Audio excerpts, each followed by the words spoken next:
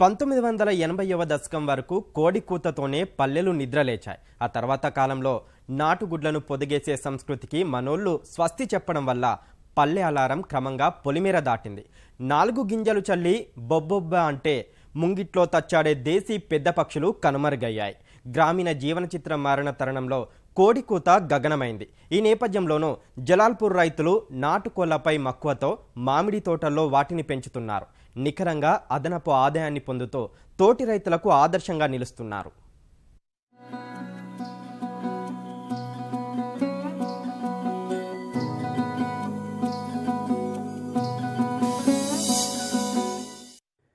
కరువు తీవ్రత సన్నకారును ఆర్థికంగా కొల్లగొట్టింది. ఆహారం, వాణిజ్యం, ఉద్యానం, పంటేదైనా నష్టాలే దిగుబడులయ్యాయి. ఈ పరిస్థితుల్లో అప్పుల ఊబి నుంచి గట్టెక్కేందుకు పెరటికోళ్ల పెంపకంపై దృష్టి పెట్టారు యాదాద్రి జిల్లా బొమ్మల రామారం మండలం జలాల్పూర్కు చెందిన ఓ ఉద్యాన రైతు కుటుంబ సభ్యులు. జనగామ జిల్లా స్టేషన్ ఘన్పూర్ నుంచి వలసొచ్చిన ఈ రైతు కుటుంబం 6 ఎకరాల మామిడి తోటను కౌలుకు తీసుకున్నారు. మామిడి పండ్లు ఏడాదికోసారే వస్తాయి. ఇక రోజువారీ ఖర్చుల కోసం పెరటికోళ్ల పెంపకాన్ని చేపట్టారు. ఆరంభంలో కుటుంబ పోషణకే పరిమితమైన నాటుకోళ్ల పెంపకం లాభాలనివ్వటం వల్ల 2.5 ఏళ్లుగా విస్తరణపై దృష్టి పెట్టారు. కోడిపిల్లలకు తరిగిన కూరగాయ ముక్కలు, నూకలు, గోధుమ పొట్టు, మక్కలను అందిస్తూ లాభసాటి ఆదాయాన్ని పొందుతున్నారీ పోషకులు.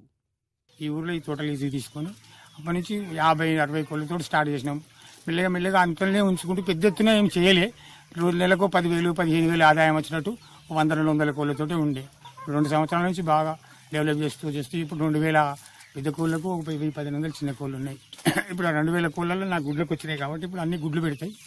ఇక నుంచి దాన్ని ఇంక్యుబేటర్లో పెట్టి పిల్లలు హ్యాచింగ్ చేద్దామని ఆలోచన ఉన్నాను. కోళ్ళ పెంచిన బాబతి 20,000 గ్రామంలో సీఎం సార్ చేతుల మీదకి వెళ్ళి పంపిణీ చేసిన పిల్లలు నా దగ్గర నుంచి తీసుకెళ్ళినారు. దీనిలో ఈ పని చేసినందుకు ఒక సక్సెస్ సాధించిన అని అనుకుంటున్నా. దీని తర్వాత ఇంకా ఇంక్యుబేటర్ పెట్టినది ఇంకొక 4 కూడా నేను హ్యాచింగ్కు చాలా పని ఉంటుంది కాబట్టి ఇంకొక 5 నేను ఉపాధి కల్పించగలుగుతాను. ఇంటిల్లిపాది, చిన్న పెద్ద కోళ్ల నిర్వహణ, యాజమాన్యంలో జాగ్రత్తలు పాటించడం వల్ల 2 ఏళ్లలోనే కోళ్ల సంఖ్య 36,000కు చేరుకుంది.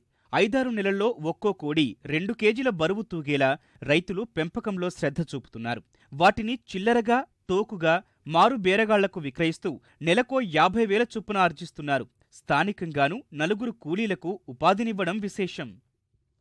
కొత్తగా ఒక 2 సంవత్సరాల కింద 30-40 కోళ్లతో స్టార్ట్ చేసి నాటుకోళ్లతో ఇప్పుడు 3,500 వరకు తీసుకొచ్చిన. ఇంకా నాకు కొద్దిగా అవకాశం ఇస్తే వీటిని 10,000 వరకు చేసే ఆలోచన ఉన్నది. దీన్ని ఎట్లా అంటే ఇప్పుడు హ్యాచింగ్ మనమే చేద్దాం. బయట నేను ఎగ్స్ తీసుకపోయి బయట చేయించుకొని వస్తాను. నేనే 10,000 పిల్లల హ్యాచింగ్ నెలకు చేయించాలని ఆలోచన. ఇప్పుడు నా దగ్గర ఒక 3-4 వర్కర్లు ఉపాధి పొందుతున్నారు.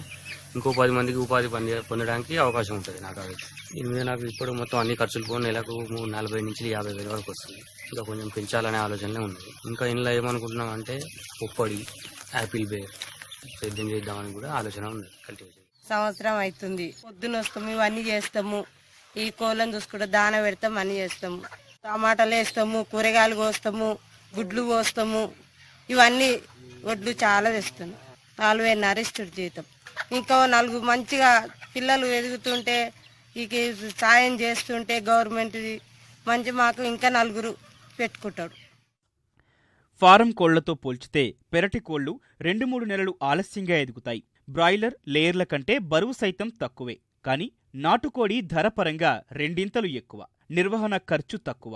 గుడ్ల సంఖ్య రోజురోజుకు పెరుగుతున్నందున రాయితీపై ఇంక్యుబేటర్ అందించాలని పశుసంవర్ధక శాఖను రైతులు కోరుతున్నారు. తద్వారా పిల్లలు ఎక్కువగా పొదగడం వల్ల మరో 10 మందికి ఉపాధి కల్పిస్తామని చెప్పారు.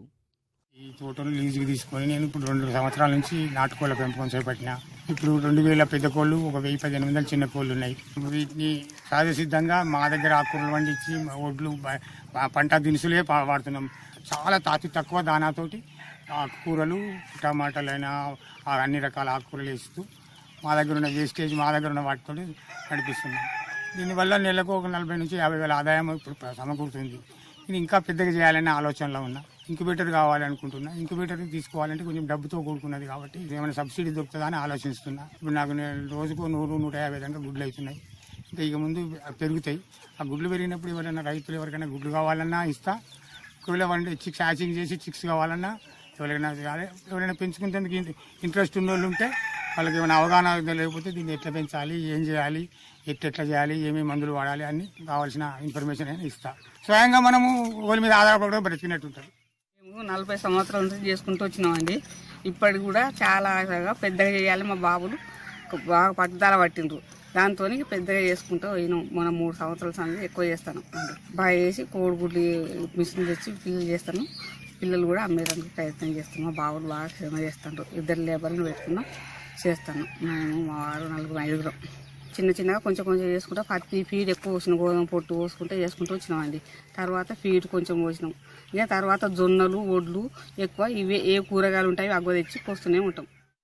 సన్నకారుకు ఇంటి పట్టునే ఉంటున్న మహిళలు, నిరుద్యోగులకు పెరటికోళ్ల పెంపకం చక్కటి ఉపాధినిస్తోంది. ఫలితంగా బీపీఎల్ కుటుంబాల సంక్షేమార్థం పెరటికోళ్ల పథకాన్ని సమగ్రంగా అమలు చేయాలి.